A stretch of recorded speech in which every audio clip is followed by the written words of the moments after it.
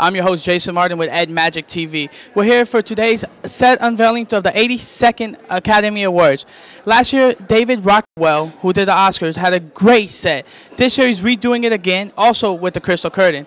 I'm really interested in what he's going to show us today.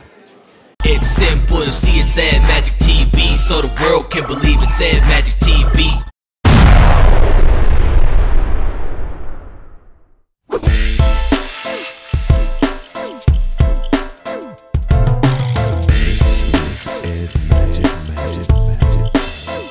Good morning, David. How are you? Jason with Ed Magic TV. How are you? Good. I'm a big fan of yours. Thank you. I love last year's Oscars. Thank you. And I'm very excited to see this year. You like it? I love it so far.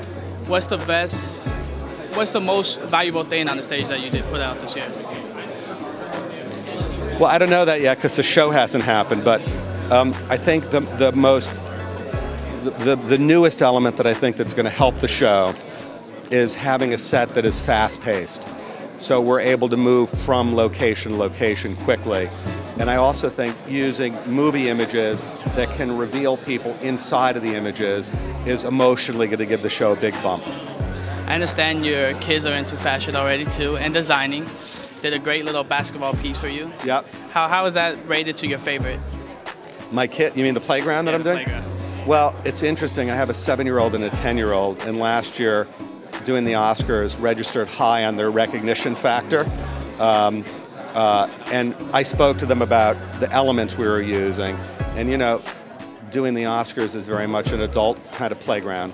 But the playgrounds we're doing for kids are a particularly satisfying experience because it really encourages kids to delve into their creative instincts and learn that how they want to design things matters, that they're in charge of creating their own world.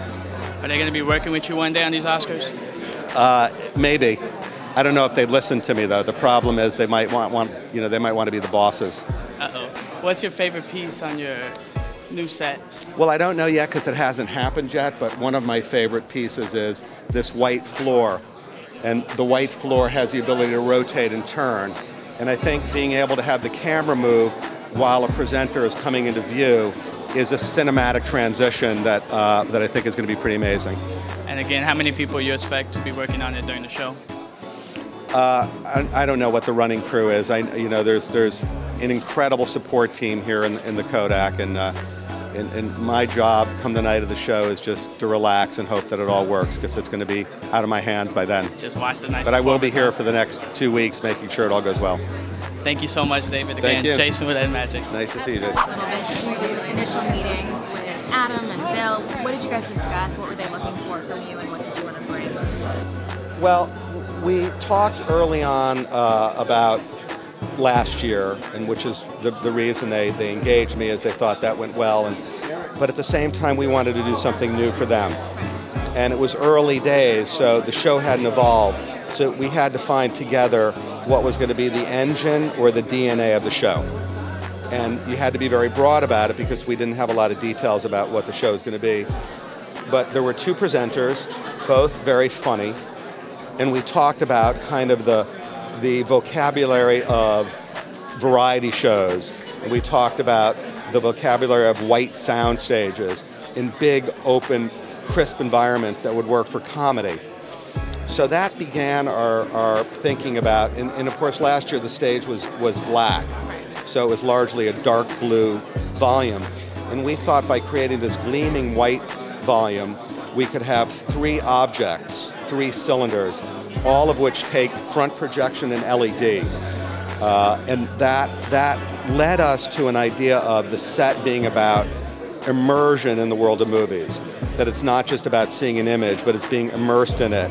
And that would continue what I felt was the most successful thing about last year, and that's the audience and the performers being in the same space.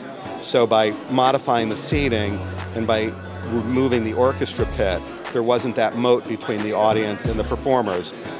And we've augmented that this year to create a kind of faster paced show. And as I started to think stylistically, I realized the optimism of modernism in LA and kind of the heyday of Hollywood was the perfect way in.